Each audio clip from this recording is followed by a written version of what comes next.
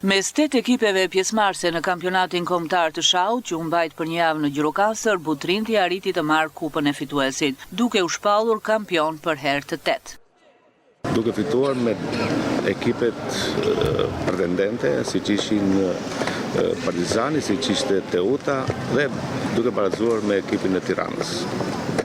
Pra, ne jemi kampion të vitit 2025. Ekipi Butrintit është për herë 8 kampion i Shqipërisë dhe një herë fitues i kupës. Pra, janë 9 kupa të çuara në Sarandë. Dje dhe sot u zhvilluan garat individuale Rapid dhe Blitz, ku në të parën u shpall kampion mbar kombëtar kosovari Blerim Saraçi, ndërsa Llambi Pasku rendit më i miri në rang vendi. Merrem si i vogël, ndërsa jam kampion i Kosovës që 11 vite, pashtu jam mjeshtër ndërkombëtar dhe jam shumar për titullit kryemjeshtër apo mjeshtër i madh. Këtu në Shqipëri gëzon vetëm një person, është Eral Dervishi, që është edhe kryetari i Federatës Shqiptare, ndërsa ne në Kosovë akoma s'kemi kryemjeshtër, ku shpresoj të arrijë dhe të shpallem si kryemjeshtër i parë në Kosovë. Arrita të shpallë kampion bashkëkombëtar, ta mbroj titullin nga viti i kaluar që është mbajtur. Që jam shpallë kampion bashkëkombëtar në Rapid dhe Blitz, sot zhvillohet disiplina në Blitz, ku shpresoj që të arrijë prapë të triumfoj edhe të dalë i pari.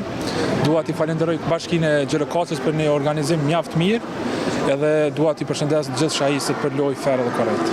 Për përfaqësuesin e Federatës së Shahut, Krista Qandoni, ishte një nga kampionatet më të bukur që është zhvilluar. Për ekiporin e meshkuj pati një dominim të Sarandës, një rikthim të titulli, duke mos pësur asnjë humbje dhe duke treguar një diferencë me ekipet e tjera. Ndërsa te ekipori i femrave, figurën më të mirë e bëri ekipi i Tiranës, që pati edhe 2 shahiste të huaja letoneze, dhe edhe këtu e përsia ishte e dukshme.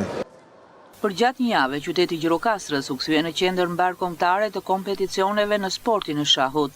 Rreth 200 sportistë nga qytete të ndryshme të vendit, si dhe Kosova, u bën pjesë e festivalit të shahut, i cili u mbajt për herë të parë në qytetin e Gurtë.